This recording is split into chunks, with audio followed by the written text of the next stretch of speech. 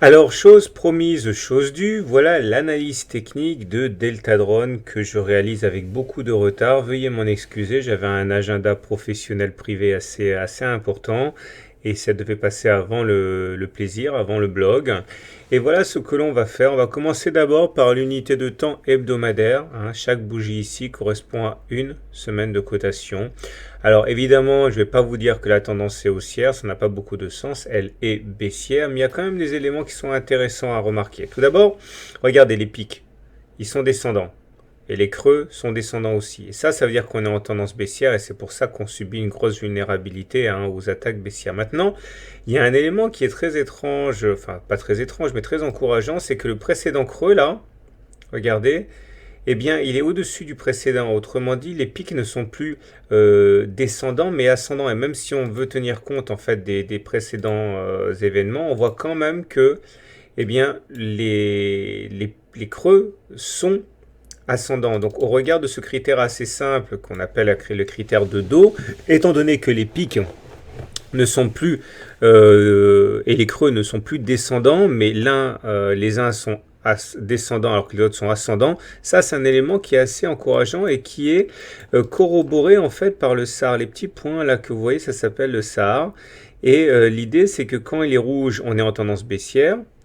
Par contre, quand il est cassé par les cours, comme c'est le cas ici, il devient vert et la tendance devient haussière. Et c'est ça qui est intéressant, c'est que comme vous voyez ici, on a rebasculé en tendance baissière avec les SAR qui étaient devenus rouges.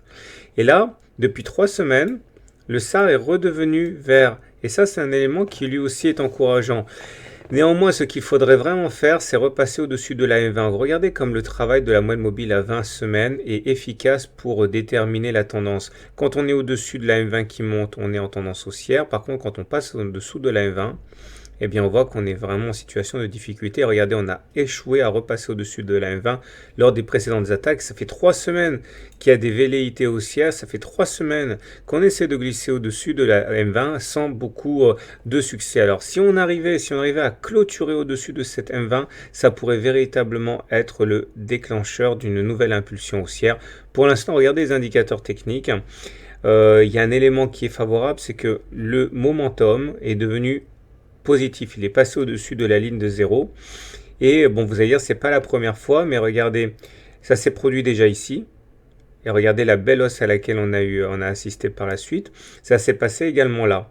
Alors là, ça n'a pas fonctionné tout simplement parce que j'ai tendance à coller au momentum le MACD. Et pour que ça produise vraiment ses effets, il faut que le MACD soit au-dessus de son signal, comme c'était le cas ici. Et comme ce n'était pas le cas là, le MACD était en dessous de son signal. Le momentum, même s'il est devenu positif, a manqué en fait d'un terreau favorable. Et là, franchement, c'est pas mal ce qu'on a là. Je suis je veux dire, pas serein, mais assez positif pour la suite. On va voir. Basculons maintenant du côté de l'unité de temps journalière pour ceux qui s'intéressent au court terme. Alors si on bascule maintenant en unité de temps journalière, ici chaque bougie correspond à une journée de cotation, donc on comprend bien les hésitations auxquelles on assiste sur Deltadrone. Regardez, on est à l'intérieur de ce qu'on appelle un triangle symétrique, c'est-à-dire deux obliques convergentes dont une monte et l'autre descend. Et on voit qu'à chaque fois qu'on est venu se coller, se cogner contre la partie haute, on a subi un tir de barrage nous empêchant de passer. Évidemment, c'est vrai également avec le bas de la figure, vous voyez, lorsque l'on vient et que l'on s'approche de ce support oblique ascendant, on connaît des intérêts acheteurs. Alors, le plus important à comprendre, c'est qu'il ne se passera absolument rien de significatif tant qu'on n'aura pas réussi à clôturer au-dessus de cette oblique descendante ou en dessous de cette oblique ascendante. Tant qu'on est à l'intérieur, il n'y a pas de tendance, hein, finalement, on va osciller. Et ce point de vue est confirmé par une analyse de type Ishimoku. Là, c'est même pas la peine de regarder les indicateurs techniques en unité de temps journalière, ça vaut pas grand-chose quand on est à l'intérieur d'une figure de congestion tel que le triangle. Par contre, si on utilise le système Ishimoku, alors ça c'est intéressant, puisque vous avez d'autres éléments. Le système Ishimoku dit que quand on est au-dessus du nuage, on est en tendance haussière, et quand on est en dessous, on est en tendance baissière. Mais il faut une bougie de confirmation, c'est-à-dire que là, par exemple, on est sorti du nuage, on était en tendance haussière, mais on n'a pas eu la confirmation, puisque tout de suite, on est revenu à l'intérieur. Là, pareil, on est sorti du nuage Ishimoku, mais c'était pour mieux re-rentrer la séance d'après. Alors là, vous aurez compris que si on arrivait à descendre en dessous des 2,58 deux séances d'affilée, hein, si on arrivait à clôturer en dessous deux séances d'affilée, on aurait sans doute une impulsion baissière qui nous amènerait à tester les 2,44. Inversement, si on arrivait à clôturer deux séances de suite au-dessus des 2,75, on aurait sans doute une impulsion haussière avec une tentative de débordement une fois de plus du triangle. Pour l'instant, on est dans le nuage, et quand on est dans le nuage, ça veut simplement dire qu'on est sans tendance. Mais c'est déjà pas mal parce que regardez, quand on était en dessous du nuage, on a subi une véritable agonie pour les actionnaires de Deltadron. Et le fait que l'on soit dans le nuage, c'est quand même beaucoup mieux, c'est beaucoup plus confortable puisqu'on n'est pas en tendance baissière, on est simplement en tendance neutre. J'aimerais insister sur une dernière chose, c'est les volumes, puisque ça c'est toujours significatif. On assiste à une montée des volumes sur cette zone des 24, 26 novembre, etc. Et c'est toujours bien d'avoir une hausse des volumes quand ça monte, parce que ça veut dire que la hausse n'est pas fortuite, ça veut dire qu'elle est généralement motivée, puisqu'il y a beaucoup d'actionnaires qui rentrent sur la valeur. Donc ça, c'est assez encourageant de voir que les volumes sont importants sur les montées et pas sur les baisses. Les baisses, vous voyez, les volumes sont assez maigres, ça veut dire que c'est loin d'être la panique quand ça descend.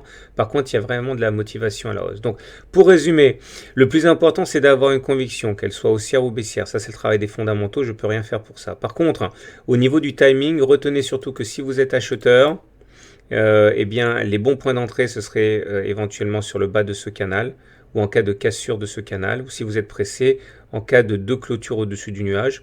Par contre, si vous êtes baissier sur la valeur, eh bien, au regard des fondamentaux, toujours les bons points de vente, ce serait en cas de deux clôtures en dessous du nuage ou en cas de cassure de cette figure-là, par le bas.